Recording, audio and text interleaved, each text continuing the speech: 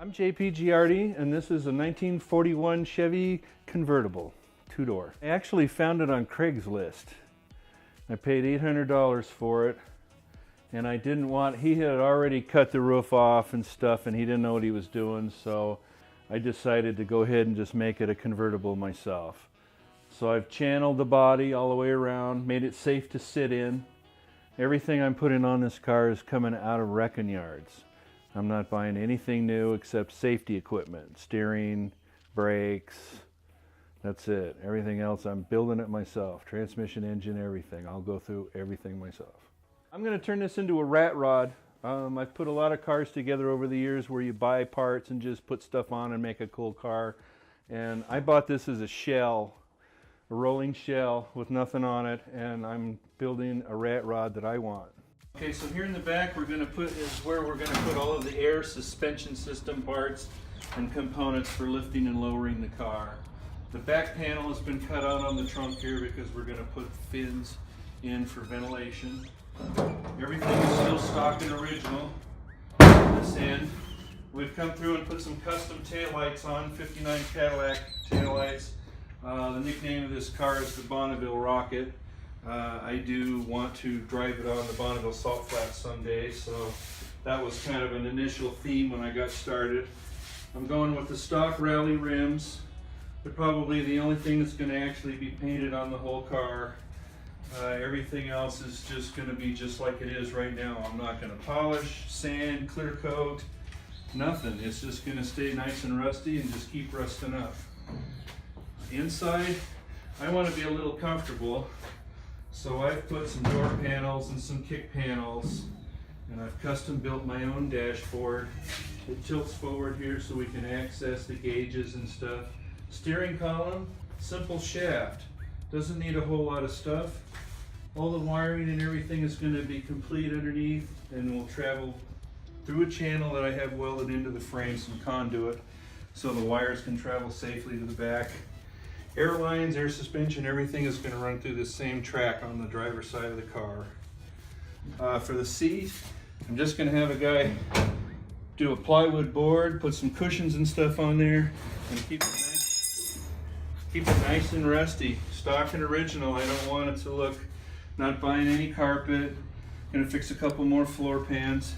On the back here, we're going to put snaps all the way around and put a tonneau cover on this, like a pickup tonneau cover. And that'll just completely hide off all of the back. There is a seat in here right now, but I'm not gonna plan on having any passengers or anything in it. The roll bar on the top is to give structural support. It's also a requirement for Bonneville. You have to have a roll bar on your vehicle if you have an open top. The machine gun, it's just an artistic, cutesy piece.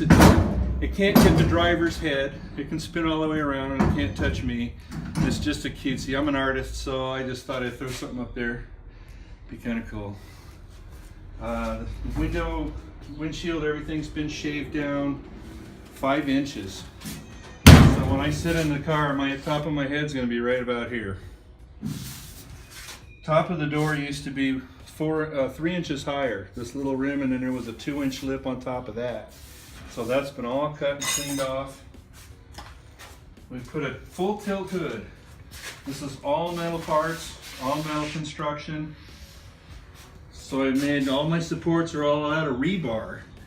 And I did rebar on purpose because I'm a construction bridge builder guy and I've been working on crusty, heavy stuff. So I want this to look crusty and heavy. Everything is overkill on this, so it couldn't be any safer. Welded in all the motor mounts. I've got rack and pinion steering on the front. I've built all of my brackets are all made out of rebar and flat bar. I just put my sway bar on the front. Got that in UPS 2 days ago. I bought it on eBay for $50. Free delivery.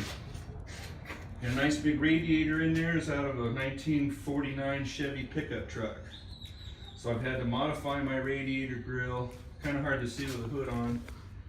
But I've modified the bottom so to make everything fit. Now I'm designing this car so that it can run open wheel or with the tilt hood. So if I pull one bolt off on each side where the hinge is, Change the headlight plug on the inside. The hood comes off. I still have blinkers and headlights, and I can now drive all open configuration.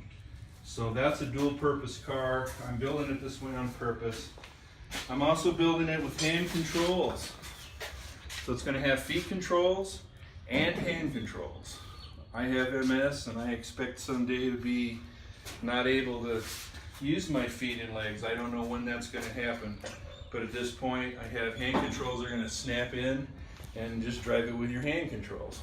And I can pull the seat out and make whatever accommodations I need for the seat. Now I've done all of the hand art painting, everything myself. Done all the welding. I've made it look as crusty as possible. That's part of the theme, is ugly, rusty. Who cares? It just needs to drive and get me from A to B. You can see venting on the hood. That's the venting that we're going to put on the trunk to match. Give kind of a flow to it. Now I've had the opportunity to buy chrome strips, even rusty chrome strips at the swap meets and stuff, and I decided to just leave it a clean shaved look. I have electric power door locks. I have a nut up here. This is my safety for right now until I get power to everything, and then it'll be all electric. It's going to have side pipes. The 2.5-inch exhaust side pipes right up against the floor of the car will actually bring the car right down to the ground, and it will give the illusion that the car is actually sitting on the ground, which is kind of the point with rat rods. When you slam them, low and go. Okay, so this is my 1973 Corvette motor, and when I bought it at the swap meet a year ago, I paid $200 for an engine and transmission out of an '85 Chevy pickup truck. So when I get home and I run the numbers off of the block and I run the numbers off of the heads, I have a '73 Corvette engine. And the transmission unfortunately is broken, so I have another 700 R4 already lined up for that. And I wanted to keep it all the same, and I want that overdrive transmission. We're going to go with fatty fender headers, straight out and down over the frame rails behind the front tires. No turbocharger. I'm going to incorporate a blower into the intake air cleaner system itself. A 4-inch blower from a bilge that will actually just swirl the air, give better mixture, makes the fuel economy a little bit more. It doesn't really boost a lot of horsepower, but it'll just be something else hanging out there to people will go, what's that? And what's it on there for? And I've put them on motorhomes before, and they're actually quite efficient when you're climbing hills with a big load. You can get right to the top without slowing down. So I'm going to put one of those on here. That's it. No rebuild. Just throw some rings in it and throw some gaskets on it. And get it on down the road. No paint. I'm going to probably pressure wash it so it looks a little better. But yeah, I'm not going to paint anything at all. Just let her keep rusting naturally. Here in Arizona, it's not going to rust away. I mean, this car's 80 years old. Hasn't gone anywhere yet. I should be driving it before the 4th of July of 2017. I am right on the edge of just finish the motor, get the transmission on the back, get it down to the driveline shop and get some glass in it. I'll get the wiring done in the next month or so. Yeah, I'll be driving it before summer.